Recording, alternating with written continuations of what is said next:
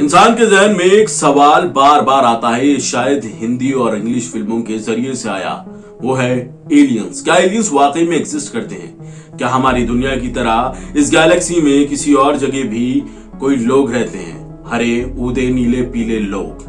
आज की वीडियो में यही जानेंगे, लेकिन उससे पहले आप मेरा एक छोटा सा काम करिए, चैनल को लाइक, शेयर और सब्सक्राइब बटन और बेल आइकॉन जरूर दबा दें और मेरी फैमिली का हिस्सा बनिएगा।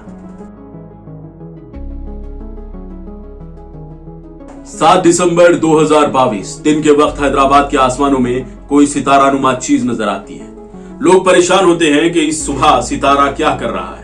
ये कोई सूरज नहीं, ना कोई बादल है, लेकिन ये कहां जा रहा है। जब लोग इसका पीछा करते हैं तो ये एक वखाराबाद की तरफ जाते हैं और वहां पर एक एलियन नुमा यानी कोई सॉसर की तरह चीज देखते हैं और देखकर दंग हो जाते हैं। कई लोग कहते हैं कि ये यूएफओ है, यानी अनआइडेंटिफाइड ऑब्जेक्ट, यानी जिसको आइडेंटिफाई नहीं किया जा सकता। जरूरी नहीं कि ये एलियन की शिप हो, ये कुछ भी हो सकता है, सीक्रेट प्रोजेक्ट भी हो सकता है। खैर, लोग ये समझ रहे थे कि ये एलियन शिप है, लेकिन जब इसको आइडेंटिफाई किया गया तो पता लगा कि ये एक स्पेस मिशन के लिए बनाई गई हीलियम बलून से अटैच की हुई बंकर की तरह मशीन थी, जिसमें इंसानों को स्पेस में भेजा जाना है। उसका ट्रायल हो रहा था।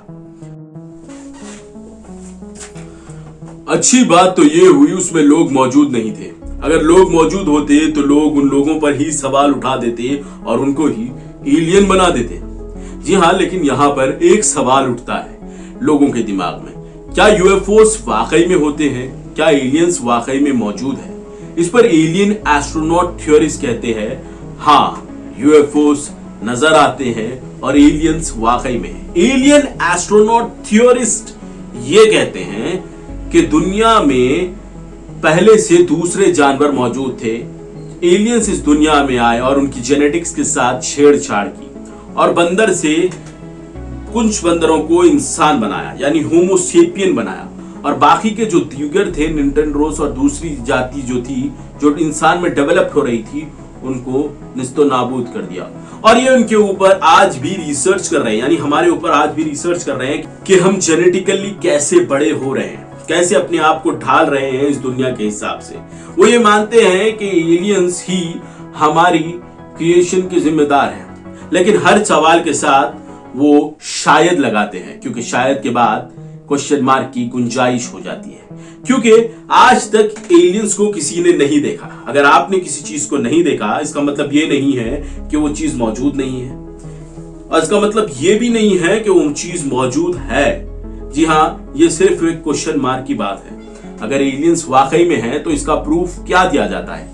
Alien astronaut theories, biblical theories से लेके हिंदुइज्म माइथोलॉजीज तक, यानी गुजरे हुए कल को अपना हिस्सा बनाते हैं और कहते हैं जो चीज पुराणों में, बौद्ध कथाओं में, बिब्लिकल थ्योरी में, कुरान में, हिंदू माइथोलॉजी के पास, ग्रीस माइथोलॉजी के पास और दीगर मायान माइथोलॉजी के पास लिखी हुई है और उनके सबूत मिलने शुरू होते हैं, तो ये एलियन एस्ट्रोनॉट थ्योरिस्ट उसी को अपना हथियार बनाकर कहते हैं कि ये तमाम चीजें किसी गॉड ने नहीं बल्कि एलियन ने की।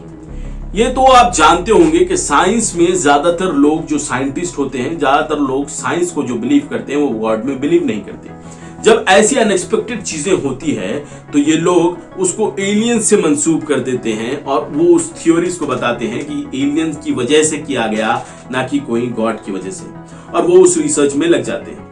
खैर, अच्छी बात है, इस रिसर्च से शायद हमें फायदा हो, शायद हम स्पेस में जाकर कुछ कर पाए, शायद नई चीजों को ढूंढें। लेकिन साइंस और रिलीजन का क्लैश इसके टॉपिक के ऊपर होता है। साइंस जिसको एलियंस कहती है, वहीं पर रिलीजन उसको खुदा कहता है। जी हाँ, ऐसी चीजें जो नामुमकिन है, जो नहीं हो सकती, वो बेशक खुदा के अलावा कोई नहीं कर सकता। मेरा भी यही बिलीव है। मैं एलियंस में नहीं मानता। मैं अगर मानूं भी तो मैं उनको सुपर बीइंग नहीं मान सकता।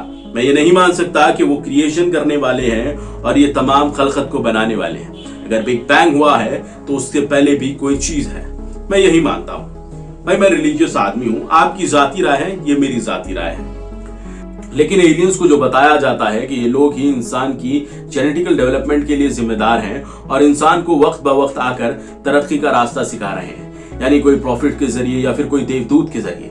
या फिर कोई माइन माइथोलॉजी के किसी वॉरियर के जरिए ये लोग ये बताना चाहते हैं कि एलियनों ने इंसान को डेवलपमेंट दी, टेस्ला से लेकर आइंस्टाइन तक और उनसे पहले जितने भी साइंटिस्ट गुजरे हैं वो कहीं ना कहीं एलियन से जुड़े हैं। खैर, इसके बारे में आप क्या सोचते हैं ये जरूर बताइएगा। अगर आप मुझसे मेरी राय पूछेंगे तो मैं शेख रामदी का एक डायलॉग कहूंगा, cuckoo for Cocoa Puffs, if you don't believe in something then you are going to fail for everything. जी हाँ, अगर आप गॉड के एग्जिस्टेंस पर यकीन नहीं करते, अल्लाह की, भगवान की, खुदा की, किसी भी गॉड की एग्जिस्टेंस पर यकीन नहीं करते, तो फिर उसके बाद आपको ऐसी चीजें जो आपका जहन तस्लीम नहीं कर सकता उसके लिए कोई ना कोई थ्योरी बनाना पड़ेगा। और जितने भी एलियन एस्ट्रोनॉट थ्योरिस्ट है वो थ्योरी पर ही चलती है। थ्योरी कभी भी आंसर नहीं होता। बिग बैंग भी एक थ्योरी है, यह एब्सोल्यूट आंसर नहीं है। खैर, जो भी हो, आप इसके ताल्लुक से क्या सोचते हैं कमेंट में जरूर बताइएगा। वीडियो अच्छी लगी हो या बुरी लगी हो, चैनल को लाइक, शेयर, सब्सक्राइब बटन और बेल आइकॉन जरूर दबाते जाइएगा। अपने अजीजों का बहुत ज्यादा ख्याल रखें। अगली वीडियो आने तक और मुझे दीजिएगा इजाजत।